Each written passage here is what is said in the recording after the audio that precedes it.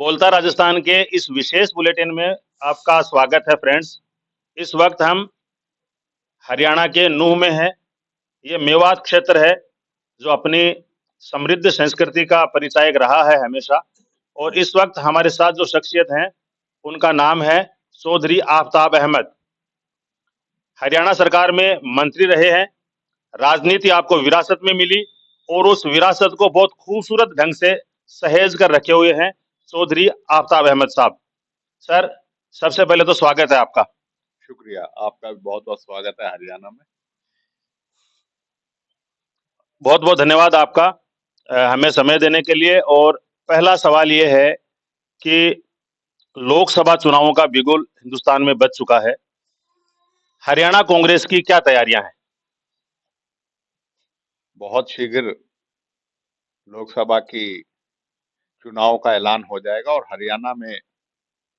हरियाणा प्रदेश Congress committee ने India alliance के तहत 9 सीट कांग्रेस लड़ेगी और 1 सीट इंडिया अलायंस पार्टनर आम आदमी पार्टी को समझौते में दे दी है।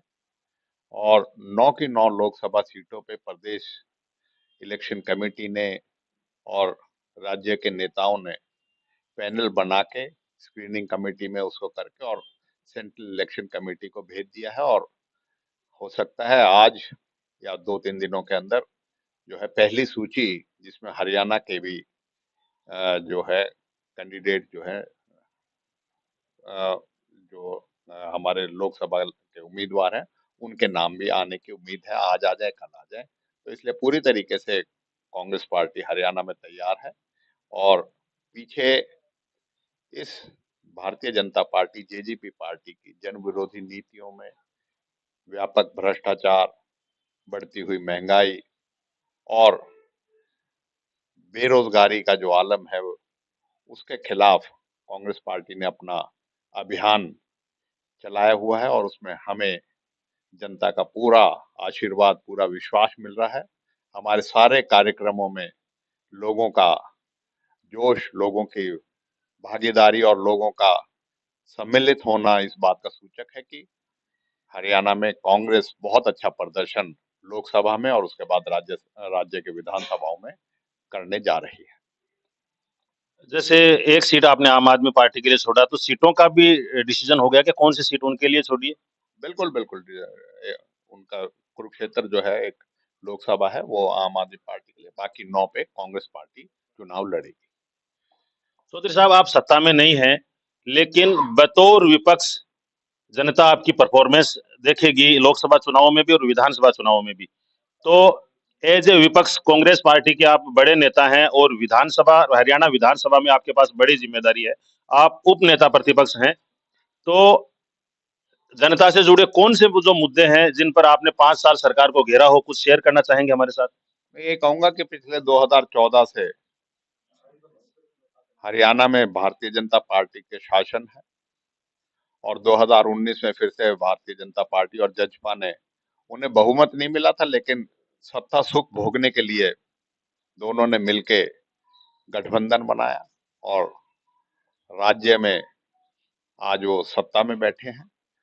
और कांग्रेस पार्टी को मुख्य विपक्षी दल के तौर पे जनता ने जो है मौका दिया था। और हम ये कह सकते हैं, चाहे सड़क से लेके, चाहे इलाकों में, चाहे ब्लॉक हेडक्वार्टर पे, जिला हेडक्वार्टर पे, चाहे चंडीगढ़ तक, चाहे विधानसभा तक, कांग्रेस पार्टी ने इस मौजूदा सरकार की जो भी जन विरोधी नीतियां हैं और व्यापक जो भी इस गठबंधन ने जो जनता के साथ विश्वासघात किया है, चाहे जो है कानून व्यवस्था की बिगड़ती हुई हाल है, चाहे विकास का जो पहिया चल रहा था कांग्रेस के समय का, उसको रोकने का काम किया है, चाहे अन्य किसी भी मुद्दे पे जो राज्य के हितों के साथ समझौता किया है। आज हमें ना SYL का पानी मिल रहा है, ना हमारे केंद्र में भी और राज्य सरकार में होने के बावजूद भी, डबल इंजन, ट्रिपल इंजन की सरकार होने के बावजूद भी हरियाणा कोई नए विकास की जो है उम्मीद करता था, नई उस पे छुए, बुलंदियां छुएगा। लेकिन मैं जो विकास कार्य कांग्रेस समय के चल रहे थे उनको भी रोकने का काम किया, और इसको हमने बखूबी, चाहे धरना था, प्रदर्शन था, चाहे आवाज उठानी थी, जनता के साथ मिलकर उसको हमेशा मुखर करने की कोशिश करी है। हमने राजनीतिक कार्यक्रम चलाए, विपक्ष आपके समक्ष कार्यक्रम चलाए, अब जन आक्रोश रैली करके हम जनता के बीच में जाके जनता की आवाज बन के, और क्या जनता को परेशानी उनको जान के, और क्या कांग्रेस पार्टी सत्ता में आने के बाद उनका समाधान करेगी, किस तरह की सुविधाएं देगी, उसका पूरा रोड मैप जनता के बीच में ले जाके हम अपनी पार्टी की तरफ से उसको प्रस्तुत कर रहे हैं। और हम ये मानते हैं कि आज चाहे लोकसभा की बात हो, चाहे विधानसभा की बात हो, कांग्रेस पार्टी के कार्यकर्ता, कांग्रेस पार्टी के सभी समर्थक और कांग्रेस पार्टी के नेता आज उत्साहित है इस बात के लिए कि आने वाले समय में कांग्रेस का बहुत बेहतर प्रदर्शन हरियाणा में आपको देखने को मिलेगा। कांग्रेस के अच्छे प्रदर्शन की आप उम्मीद कर रहे हैं। भारतीय जनता पार्टी ने भी यहाँ कवायद तेज कर दी है और उसी कवायद के मद्देनजर हाल ही में एक बड़ा कार्यक्रम राजा शहीद हसन खां मेवाती के नाम से भारतीय जनता पार्टी ने किया है और मुख्यमंत्री ने खुद उस कार्यक्रम को एड्रेस किया। तो आपके इलाके में, मेवात इलाके में भी उनके प्रयास जारी हैं। क्या लगता है वो जो शहीद राजा हसन खां मेवाती थे उनके नाम से मेवात क्षेत्र को साधने का वो लोग प्रयास कर रहे हैं? ये जो भारतीय जनता पार्टी की कथनी और करनी में बड़ा अंतर है, उनकी नीयत और नीति में बहुत अंतर है। वो जो है प्रोपेगेंडा ज्यादा करते हैं, शोबाजी ज्यादा करते हैं, अखबारों और ऐसे कार्यक्रमों के माध्यम से जनता को बहकाने और बरगलाने का काम करते हैं। लेकिन वास्तविकता यह है कि धरातल पे इस और कोई काम नहीं करते। आज हरियाणा में मौजूदा बीजेपी सरकार को जो है विश्वास जनता का खो चुकी है। जनता इनके सारे मंसूबों को भांप चुकी है, और ये जब चुनाव आते हैं जब ही इन चीजों के बारे में क्यों लोगों के बीच में जाके करते हैं। 9.5 साल के अरसे में जो कार्य हुए थे, और जो बात करते हैं राजा हसन खां मेवाती को, आज के इनके मन में जो प्यार उमड़ा है, आज श्रद्धांजलि देते हैं, उनके कसीदे पढ़ते हैं। हमारे 2011 में राजा हसन खां मेवाती को खिराज अकीदत पेश करने के लिए हमने हरियाणा में 1966 के बाद अगर दूसरा मेडिकल कॉलेज बना था वो नूह में बनाया था। कांग्रेस सरकार ने हमारी मांग पे बनवाया था। चौधरी भूपेंद्र सिंह हुड्डा और माननीय श्रीमती सोनिया गांधी के आशीर्वाद से हमें ये मेडिकल कॉलेज का एक नया तोहफा मिला था, और हमने उसका नामकरण जो किया था वो शहीद हसन खां मेवाती के नाम पे हमने नामकरण किया था, जिससे कि उनकी जो कुर्बानी थी, जो उनकी देश के प्रति भावना थी और देश के प्रति समर्पण था, और देश के प्रति जो उन्होंने अपने हजारों साथियों के साथ कुर्बानी दी थी, उनको जीवंत कर सके और आने वाली पीढ़ियों को प्रेरणा के तौर पे उनको पेश कर सके। लेकिन उस मेडिकल कॉलेज का इस मौजूदा सरकार को बार बार सोती सरकार को जगाने के बावजूद भी विधानसभा से लेके और यहाँ तक और धरना प्रदर्शन तक हमने दिया,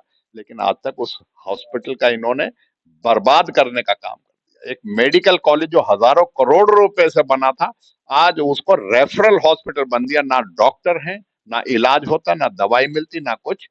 और इस सरकार से जब सवाल पूछा जाए, जो चीज बनी हुई थी उस चीज पे प्रति आपकी वो नहीं थी। आज चुनाव है, आज इन्हें शहीद हसन खां मेवाती भी याद आ रहे हैं, आज महात्मा गांधी की भी प्रतिमा का करा है, और गांधी ग्राम घासेड़ा में पिछले 9.5 साल में एक पैसा जो है, जिसको कांग्रेस ने आदर्श ग्राम बना का दर्जा दिया था, उसमें काम करने का काम नहीं किया। आज चुनाव के समय में इनको सब चीजें याद आएगी, लेकिन जनता अब इनकी सब चीजों को, मंसूबों को भांप चुकी है। और मैं समझता हूं कि पिछली बार जो 100% रिजल्ट हमारे यहाँ था, पूरे हरियाणा में अब की बार कांग्रेस जो है बीजेपी को बहुत अच्छे उसमें से हरा के, और कांग्रेस के लोगों के जन भावना के अनुरूप यहाँ शासन स्थापित करेगी। बहुत तीखे हमले बोल रहे हैं। आप प्रदेश के नेता हैं चौधरी साहब, और प्रदेश की आपके पास जिम्मेदारी है। हरियाणा विधानसभा में आप उप नेता प्रतिपक्ष भी हैं, लेकिन आपकी जड़ें नूह विधानसभा क्षेत्र से हैं, आपकी पहचान यहाँ की वजह से है। तो नूह विधानसभा क्षेत्र के कौन से वो मुद्दे थे जिनको विधानसभा में आपने उठाए, सरकार को घेरने का प्रयास किया? मैं कहूंगा बिगड़ती हुई कानून व्यवस्था। हरियाणा में जब यहाँ कोई मामला होता है तो कानून व्यवस्था दूसरे पैमाने पे करी जाती है, दूसरी जगह होता है वो कर ली जाती है। यहाँ के भाईचारे को और जो आपसी सौहार्द को बिगाड़ने का जो काम किया वो भारतीय जनता पार्टी की सरकार ने काम किया। 31 जुलाई को एक दुर्भाग्यपूर्ण घटना हुई जिसमें यहाँ हिंसा हुई, जहां यहाँ दंगे हुए, उसके लिए पूर्णतः राज्य सरकार लापरवाही और राज्य सरकार की जो कमी थी वो उजागर हुई। किस तरीके से सोशल मीडिया के माध्यम से आपस में दो समूहों को चैलेंजबाजी होके, और उस चीज की जब संज्ञान हमने स्वयं राज्य सरकार को कह दिया था, हालात अच्छे नहीं है, लेकिन कोई प्रिवेंटिव एक्शन नहीं लिया गया, किसी तरीके का कोई जो जिम्मेदारी कानून व्यवस्था राज्य की सरकार की जिम्मेवारी उस पर नहीं किया गया, और उसका नतीजा ये हुआ यहाँ इस इलाके को दंगों का दंश झेलना पड़ा, कलंक सहना पड़ा। और उसमें जो उसके बाद जो कार्रवाई हुई, दोषियों को पकड़े, किसी को ऐतराज नहीं था, लेकिन निर्दोषों को पकड़ा गया और एक तरफा कानूनी कार्रवाई करके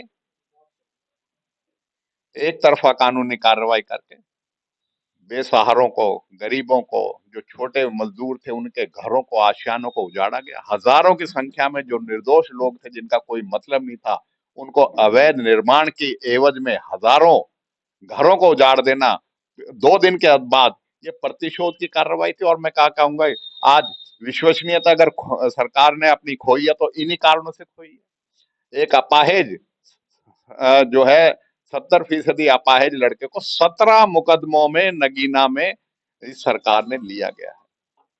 और आज हदें जब पार हो गई, जब उग्रवादी आतंकवादियों पे जो कानून लगता है, यूएपीए का जो कानून, जो इस देश में जब से ये देश मुगलों से, अंग्रेजों से और आजाद देश में, कभी इस इलाके में कभी किसी आतंकवाद या किसी उग्रवादी ने कभी कोशिश नहीं करी, ना इस इलाके को कभी बदनामी इस बात की झेलनी पड़ी। लेकिन इस सरकार ने यूएपीए जैसा संगीन जो मुकदमे हैं वो यहाँ 3 नूह में और 1 नगीना में, और नगीना में भी एक चुना हुआ विधायक जो साथी विधायक है, कांग्रेस का विधायक है, उसके खिलाफ लगाने काम किया। तो इससे बड़ी विश्वसनीयता क्या होगी कि अपनी जिम्मेवारी से भाग के लोगों को जो है कानून व्यवस्था देने के बजाय, लोगों को उसका विश्वास को कायम ना रखने के बजाय उसको इन्होंने विश्वासघात किया है जनता के साथ, जनता के विश्वास को इन्होंने तोड़ा है। और इसीलिए मैं कहता हूं, चाहे